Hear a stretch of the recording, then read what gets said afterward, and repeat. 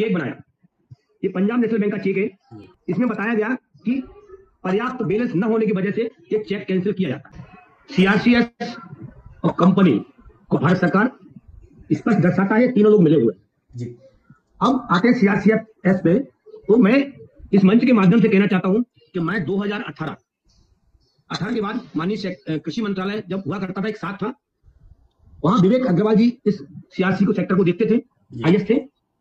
उस समय हम लोग एक फॉर्मेट बनाया था, नाम, पिता का नाम, मेंबरशिप नंबर और निवासी और जिला राज्य का मैं रहने वाला हूं, इसका अकाउंट नंबर ये है, ओपनिंग डेट ये है, जमा धन ये है, मेच्योरिटी डेट ये और मेच्योरिटी भुगतान ये बना करके और प्रार्थी का नाम लिख करके और उसको हम कृषि मंत्रालय वहां भेज देते थे, सर्टिफिकेट की फोटो कॉपी लगा करके। और वो लगभग 5 से 6 महीने में कार्यालय में उसका डाटा आता था और कार्यालय के ब्रांच मैनेजर लेकर के उसको भुगतान करा देते थे। ऐसा लगभग हमने 3 साल तक किया और 4 से 5 करोड़ का भुगतान हमने कराया। अब इसी के दरमियान में एक बात आपसे कहना चाहता हूं कि हमने 2022 अगस्त में हमने आवेदन सीआरसी को किया, क्योंकि उस समय कोरोना काल का थोड़ा झटका चल रहा था। तो सीआरसी ने उसमें से लिस्ट दिया ब्रांच को और ब्रांच मैनेजर ने कहा कि फलाने का एक डाटा है, आपका पेमेंट करना है, आप हमको प्रपत्र दे दीजिएगा। हमने कहा सर कितने का दूं? तो बोले 5 लाख का दे दीजिएगा। हमने उनको 5 लाख का प्रपत्र दिया और 5 लाख का चेक उन्होंने पारित कर दिया, वो पास हुआ। 3 दिन के बाद उन्होंने फिर बोला कि आप उनका प्रपत्र दे दीजिएगा, उनका चेक बनना है। तो मैंने सर कितने प्रपत्र दूं? क्योंकि कई जगह दुकानें इनकी बंद हो रही थी, तो डर लग रहा था कि पेपर हमारा फंस नहीं जाए जी। वो प्रपत्र उन्होंने दिया हमने, और उन्होंने ये हमारा चेक बनाया। ये पंजाब नेशनल बैंक का चेक है और ये चेक बना 13 दिसंबर 2022 को हमने लगाया। लगाने के बाद ये प्रपत्र है पंजाब नेशनल बैंक का, इसमें बताया गया कि पर्याप्त बैलेंस न होने की वजह से ये चेक कैंसिल किया जाता है। मैंने आराम से बात किया, आराम से बात करने के बाद उन्होंने कहा दोबारा लगा दीजिएगा।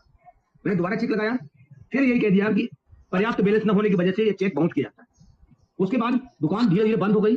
आरएम से संपर्क किया, जोन दौलत चीफ से संपर्क किया और आकर के हमने एक एफआईआर लॉन्च कराई अपने नाम से।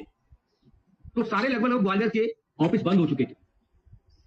एक मनोज श्रीवास्तव करके लखनऊ में बैठते हैं, मैंने उनसे संपर्क किया और उन्होंने कहा, तो उन्होंने बोला ये मेरी जवाबदेही नहीं है, और उन्होंने हमको धमकी भरा हुआ मैसेज दिया। वो मैसेज हमारे पास व्हाट्सएप पे आज भी है कि हम कानूनी कार्रवाई करके आपको परेशान कर सकते हैं। तो हमने खुला चैलेंज दिया कि आप स्वतंत्र हैं, आप करिए, बाकी काम हमारा हम भी करेंगे। अब आते हैं सीआरसी पे कि जब दावा हमने पेश किया, दावा पेश करने के बाद उसका 22 लाख का पेमेंट था। 22 लाख के पेमेंट में से 5 लाख का पेमेंट कर दिया, एक चेक बाउंस हो गया। और फिर हमने पोर्टल जब चालू हुआ तो पूरा उसका लॉकिंग किया। लॉकिंग करने के बाद वही मेंबरशिप नंबर, वही पार्टी का नाम, वही आधार नंबर, वही पैन नंबर, वही अकाउंट नंबर, वही जमा धन राशि, जो शेष बॉन्ड रह गए थे उसकी बात कर रहा हूँ। इसका पेमेंट हो गया तो वो तो कौन जमा हो गए। अब सीआरसी का कहना यह है कि आपका डाटा मैच नहीं करता, आपका आधार कार्ड और मेंबरशिप नंबर हमारे पास नहीं है। तो आपके मंच के माध्यम से मैं सीआरसी से पूछना चाहता हूं, क्या उस समय ये हिंदुस्तान का रहने वाला था? पोर्टल पर किया तो क्या ये पंजाब, क्या ये पाकिस्तान का हो गया? भाई हिंदुस्तानी तब भी था, हिंदुस्तानी आज भी है, तो पोर्टल ने उसको डिफिशियंसी का मैसेज कैसे दे दिया? ये साफ प्रमाणित करता है कि सीआरसीएस स्टाफ और कंपनी के डायरेक्टर ये सब मिलीजुली इनकी भगत है। जब आप पेमेंट 2018 से लेकर के 22 तक पेमेंट किया आपने, इसका मेरे पास प्रमाण है। मंत्री के पेमेंट हुए उसकी मेरे पास एडवाइस है, मैं आपको एडवाइस दिखा सकता हूं, लेकिन कोर्ट में मैंने साबित करने के लिए दिया है। मैं मंच के माध्यम से एडवाइस को इसलिए नहीं दिखाना चाहता हूं कि अभी बहुत झोंका चल रहा है गवर्नमेंट का, हमारे शरीर के ऊपर आंच आ सकती है, और हम इस समय ऐसी लड़ाई लड़ रहे हैं देशवासियों के खातिर। इनकी दुआएं हमारे ऊपर, भगवान का आशीर्वाद है कि आप सभी को सफलता मिलेगी। हमारी जान आज जाए चाहे कल चल जाए कोई परवाह नहीं है, लेकिन आपकी लड़ाई निरंतर मैं लड़ता रहूंगा, जाहिर करता रहूंगा और आंदोलन भी करूंगा, इससे परिणाम निकल कर आएगा।